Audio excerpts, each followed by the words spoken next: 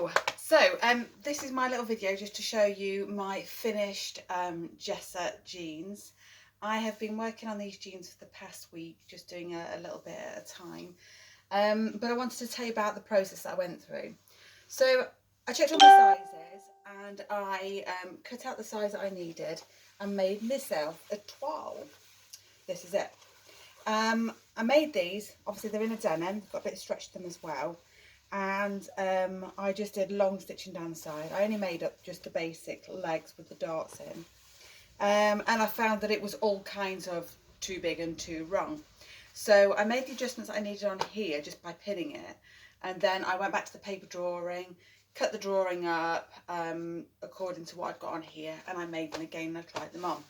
Still wasn't happy with them. So I made even more adjustments. And I will talk you through all the adjustments I've made. To give me 12 number 2, which is the one that we're looking at now. Put these on and there's so much more satisfactory but still not 100% right, and I decided I still needed to take some out of the back of my leg just here. I need to remove that. Was it on the back or was it on the front? No, it was on the front that I needed to remove it from. So I got a little bit too much fabric just across here. It was creating a bit of a crease. So I wanted to remove that on the final version. So that process, it was well worth doing because making the actual trousers was quite a quick job to do because I knew that the fitting was going to be thereabouts right. Now, it's not to say that I'm 100% happy with these. I am 90% happy with these, I should say. So the change that I made, well, first off, the Jessa jeans are actually a flare. They're a really wide flare at the bottom of the trousers. They're not meant to be to the leg, they are meant to be just a little bit looser. They're meant to be high-waisted and they've got a real sort of 60s, 70s vibe to them. So the first thing I wanted to do was get rid of the flare. I didn't want all of that flare, but I didn't want jeggings either. So I wanted a straight leg, which is what I cut. So I cut straight down the middle of the front of the pattern, all the way up to about this point here, overlapped it to reduce all the flare, and then took it to a 0 point, really, to the invisible point, so it blended it out. And I did that all the way around, so on the front and on the back, to get rid of a lot of that. I also took some off from the side of the leg as well, so got rid of that just to straighten them a little bit more.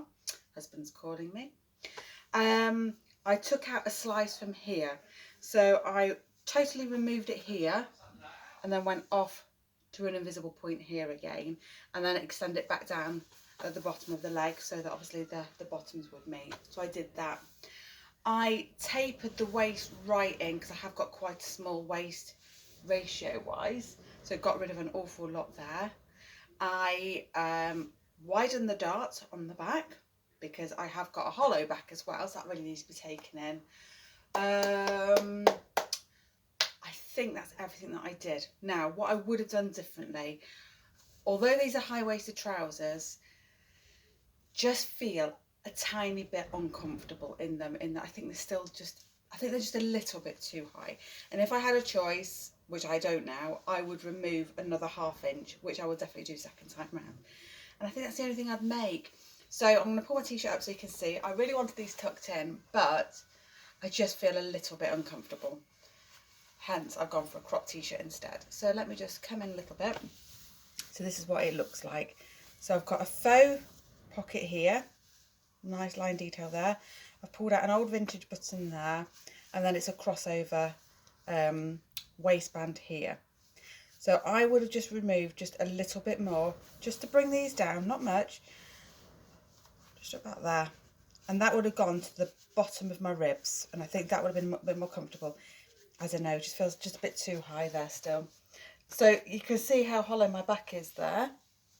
That's my problem area, which is why I've had to make those darts deeper. So, sorry, wider and a little bit deeper. So I take them out a little bit more and go down beyond that point just a little bit more as well. And that seems to really help. You can see I've still got a tiny, tiny gap there. And I did think about taking even more in.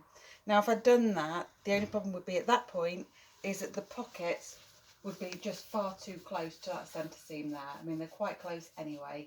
So then I would have had to taken those off and taken them down a little bit. and it's a bit of a clat at this point. The other thing is, when you sit down, you still need that bit of ease. You need that room to be able to breathe and eat stuff in. So I thought, well, I'll leave it in for now, and just see how I go. But I mean, it's kind of nice that you can see the silhouette of my shape really. It goes down there. I haven't got any excess fabric here that I need to mess around with, which is good. They do go straight down. And then obviously we've got the front silhouette here. Obviously we always feel a bit uncomfortable about our tummies, don't we? But this is mine. This is mine. And then the front here. And just to show you as well, so I need to just put one more hook and eye in there, but that is the waistband detail all the way around. So this fabric is from Merchant & Mills. It's absolutely beautiful. I've done it so the pile goes downwards. It's been a dream to sew with. I've absolutely loved it, and I'm going to be, I mean, I've got quite a big offcut. I'm going to use it to make a nice little suit for one of my felt dolls, I think. So yeah, so that is my Jessa jeans. I'm quite happy with them.